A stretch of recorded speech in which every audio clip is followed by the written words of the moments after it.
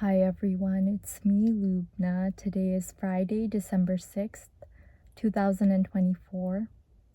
This video is dedicated to my beloved, and the topic of this video is going to be about wholeheartedness and about putting our entire heart into everything that we do, whether it has to do with our work, our relationships, or simply our daily personal habits.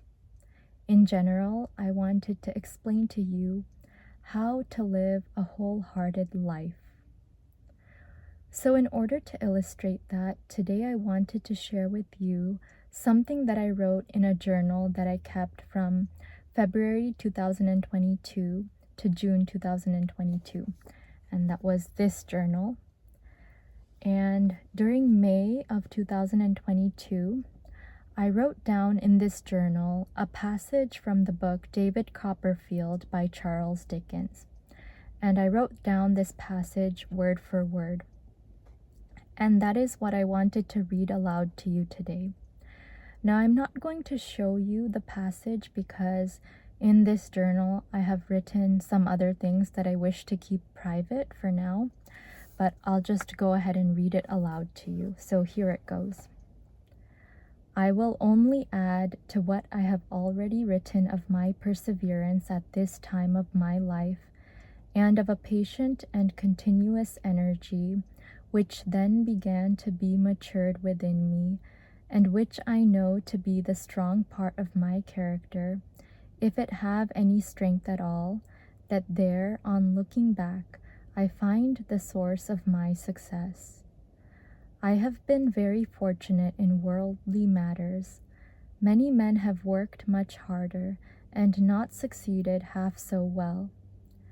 But I never could have done what I have done without the habits of punctuality, order, and diligence, without the determination to concentrate myself on one object at a time, no matter how quickly its successor should come upon its heels, which I then formed.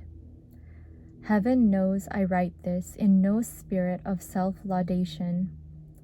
The man who reviews his own life as I do mine, in going on here from page to page, had need to have been a good man indeed, if he would be spared the sharp consciousness of many talents neglected, many opportunities wasted, many erratic and perverted feelings constantly at war within his breast and defeating him.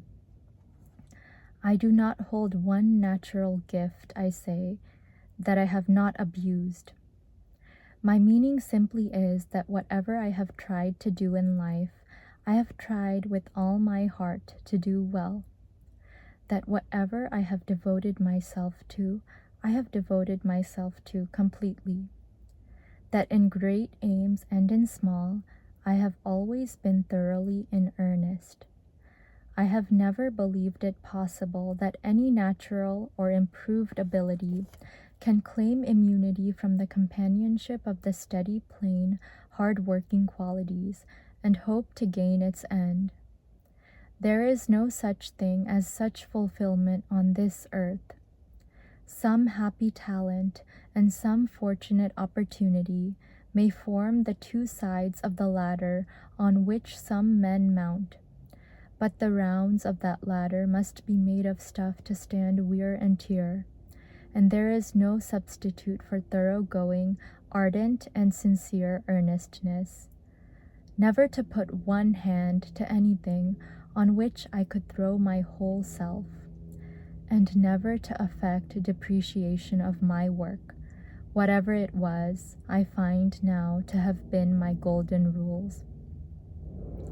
So that is the passage from David Copperfield by Charles Dickens that I wanted to share with you today to convey the idea of wholeheartedness. And after reading that passage, what comes to my mind is the idea of regret. And I've come to learn that after I engage in a certain endeavor, for example, medical school, as you know, I was in medical school for 3 years. So after I engage in that type of an endeavor, like a long-term endeavor or a short-term endeavor when it comes to my education or my work or my professional goals. The only regret that I have is not working as hard as I could have or not doing my best. And this is a regret that I have had multiple times throughout medical school. For example, after taking an exam and not doing as well as I wanted to, I think to myself, I didn't study hard enough. I wish I had worked harder. I wish that I had given it my all. And so you see, when you don't put your entire self into the things that you do, when you don't work at things with your entire heart, you end up regretting it later on, and you end up wondering what would have happened if you had given everything your all. And when we look back on our lives, at the end of our lives, we don't want to feel that way. We want to be able to say that we did our best with everything that we were given. We did our absolute best, and there was no better that we could do. And the reason that I'm sharing this message with you now is because perhaps up until this point, you haven't been doing your best. And it's okay. You can accept that the past is the past. But starting now and starting today, why don't you give your all to everything that you do?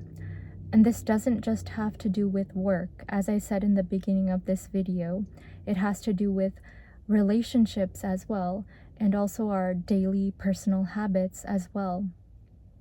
Are there people in your life that you love? Like your family, your children, your parents, your significant other? And are you showing them enough of that love? Are you putting your all into those relationships? I have always told myself that if I love somebody, whether in a romantic way or in a platonic way, I will show them that I love them. I'll do it. I'll put my entire heart into everything that I do for them. I'll put my entire heart into every relationship. And I'm guilty of not doing this in certain relationships as well. Like, for example, I could show much more appreciation to my mother, and I could put more of myself into my relationship with my mother. But this is something that even I'm working on. Anyway, I wanted to explain that to you to help you to reflect upon whether you're putting your entire heart into your relationships. And then when it comes to daily personal habits, even though these seem very minuscule and like they don't matter that much, things like brushing your teeth, eating your dinner, breakfast or lunch, taking a shower, exercising, all of these things matter, and the little things make up our entire lives. These personal habits make up much of our lives. And as an example, this morning I was exercising. I exercise every morning.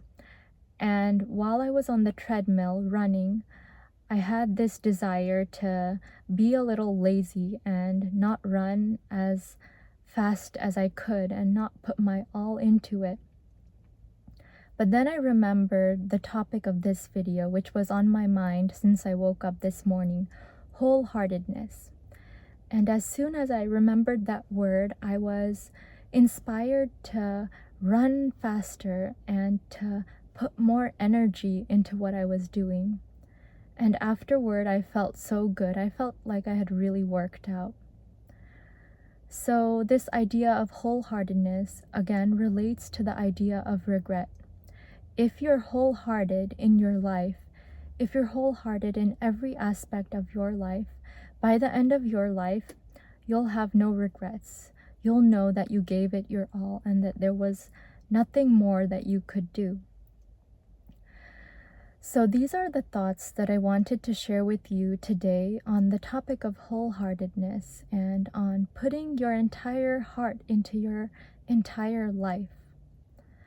I wanted to encourage you to think more about whether or not you're living a wholehearted life and what you could do to improve your wholeheartedness, to increase your wholeheartedness in your life, in every area of your life.